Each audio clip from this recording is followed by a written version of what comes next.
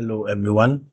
You are warmly welcome to Tech for You GH Consulting, and this is a 90 Days Excel Skills Mastery Challenge. Today is day 38, and we are continuing with the test function.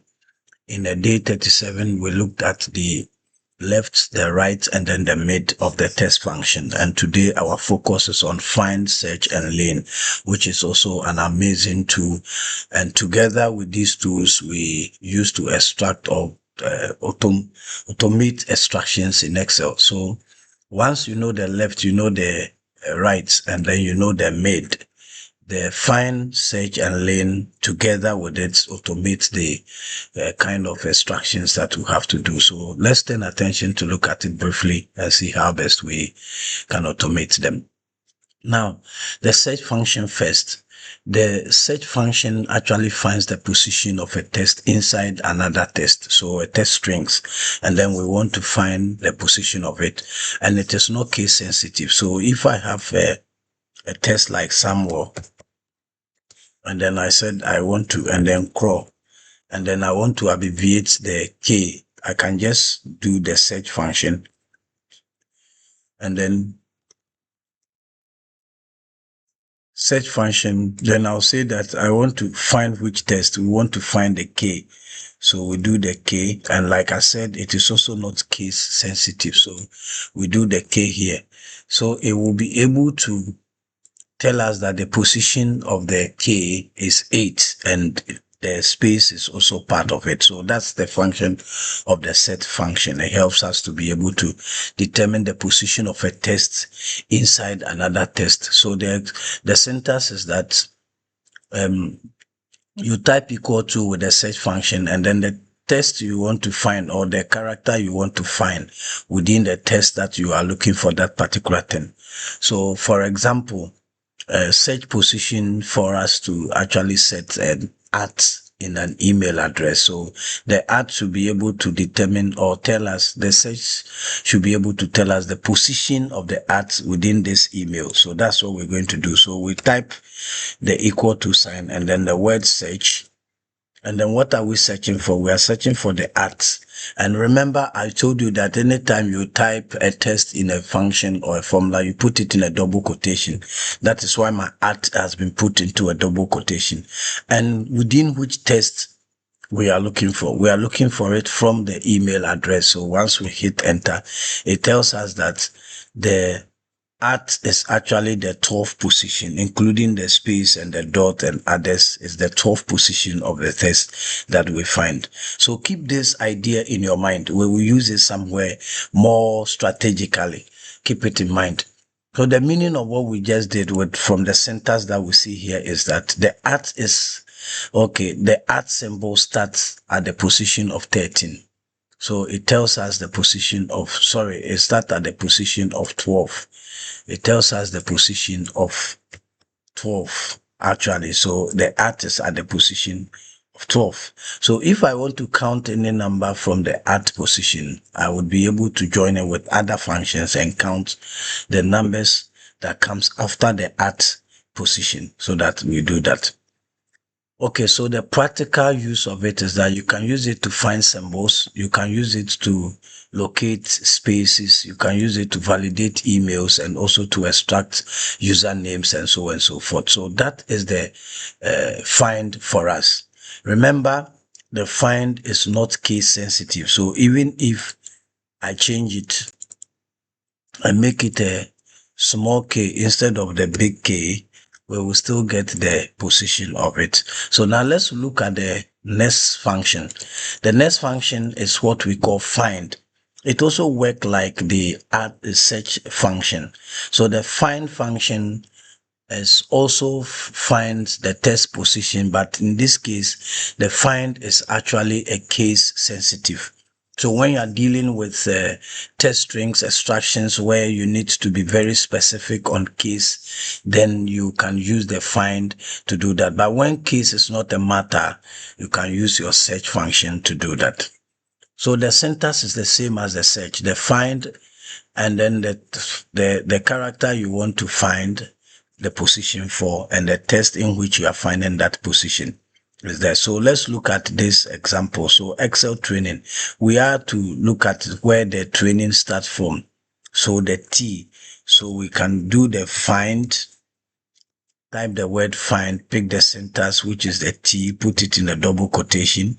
And let's try the small t first, because we said it's case sensitive, and then comma, and then we pick the test we want to do that. So we got it wrong because it didn't identify any t, but assuming I put a t at the end here, small t, it will quickly be able to identify it. So that is how the find function is. It is case sensitive. So we go inside the formula, and because our T here is capital T, we use the capital T to find it, and tells us that after the Excel and the space, the T starts from 7th position to go down. So that is how the T also works. Now, the last function for today, we look for today, and then we'll look at our practical assignment, would be the LEN. But before we get to the LEN, let's look at the difference between the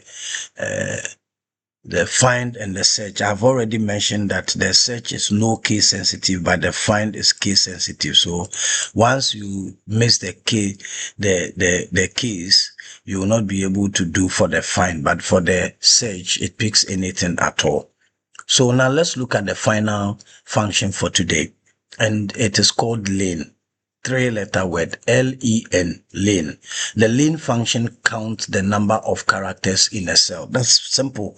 So if I type a character like Samuel, and I want to find out the total characters that we have typed in this word, I can just do the LEN, and then it tells me that Samuel is 6 characters that I have here. So it counts the character. If I add a space, it will count the space as well as a character and give me 7. So it counts spaces. If I add a comma, it will count it. If I add underscore, it will count it. It counts everything, including delimiters in the text that we put it in, and then it does the count for you.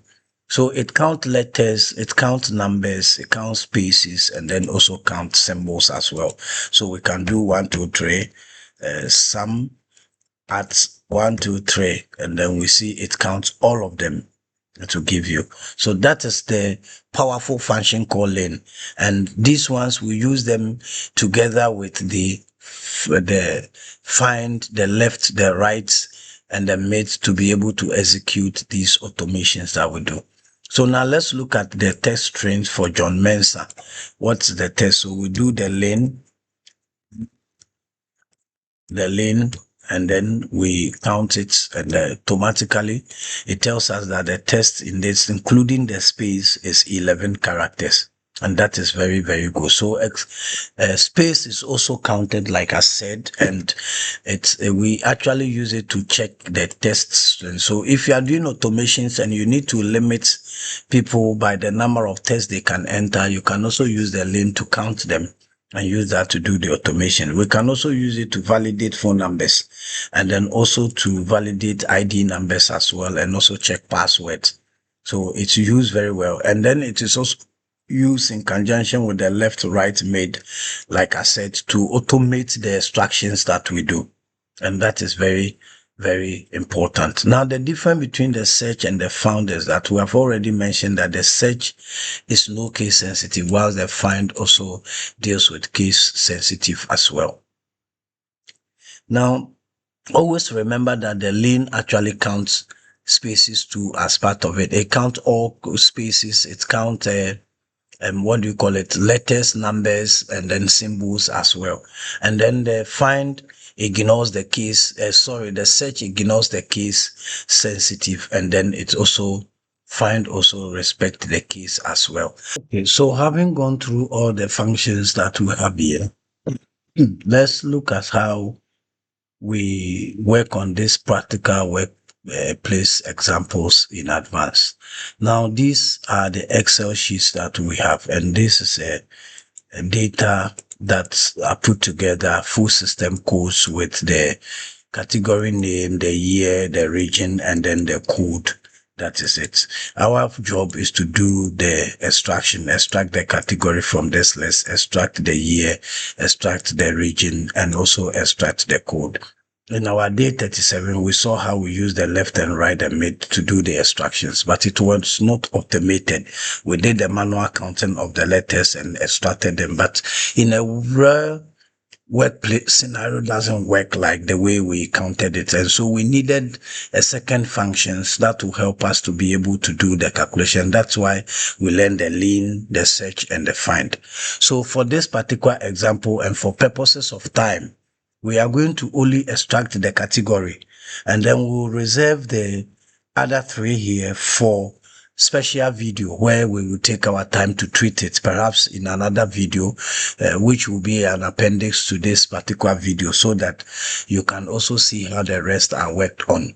So, but for this example, we will tackle only one. So we are going to look at how we do the extraction for category, and category happens to be the first letter. So we will need the left, but here we need to look at how we can automate it, because if you look at the first letters, the category is about 5 letters.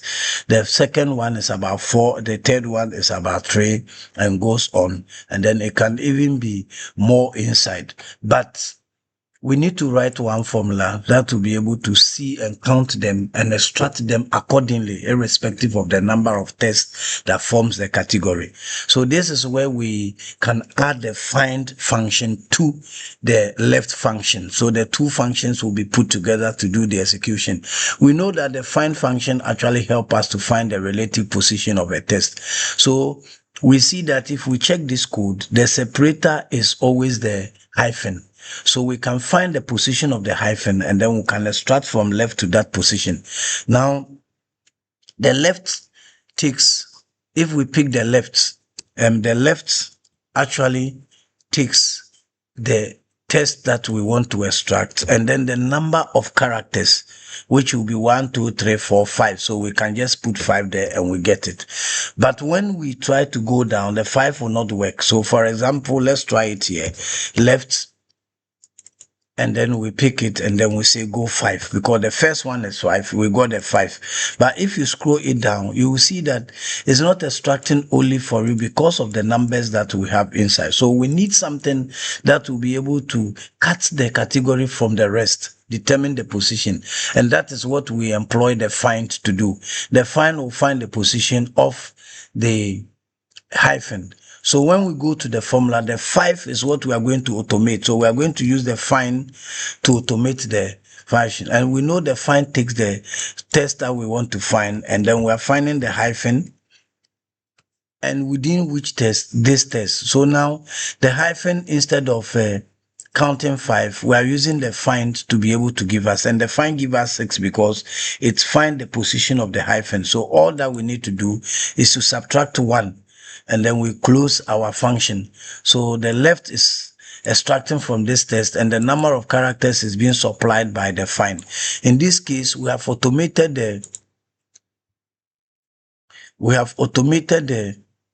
the number strings that we need to extract. So when we put it down, it will determine the position of the hyphen and then give us. So you see the 5 extracted 5, the 4 extracted 4, the 3 extracted 4. We can copy it and send it down, and irrespective of the number that is involved, it will be able to do the extraction. So you see, we added the left with the find, and we've been able to automate these ones extractions. We can come here and add maybe another A, and it will still extract it for us. We can go here and add maybe O, and then whatever we add to it, it will do the extraction beautifully for us because we have automated that part of it. So that brings us to the end of this particular tutorial, which is the day 38 of our 90 days Excel skills challenge. Like I said, the remaining 3 that we have here is a bit technical, and I want to reserve a whole video to treat it so that you better understand how we do it. So that is just a demonstration of the combination of the functions that we have learned under test function. We would continue from day 39, and then we'll see how best we can automate a lot of things, extractions, using the other functions that we we have learned. Thank you very much for staying with us to this challenge. Today is day 38 and tomorrow will be our day 39. Please stay tuned. Let's keep the fire burning whilst we learn these skills to better ourselves wherever we are. Don't forget to invite others to this challenge. Don't forget to share the links with somebody, because you may not be able to do something big, but when you share the knowledge with somebody, you have given the person the whole things to make the person strong. So invite others to join the challenge, and always remember to subscribe to this challenge and hit the bell so that anytime we upload any other function, any other tutorial, you'll be the first person to get it. Please keep your comments coming. If there's something you want to find out, please feel free to go to the comment section and put it there. Let's keep the fire burning. Let's meet in day 39 as we continue with our lessons. Thank you very much and stay tuned.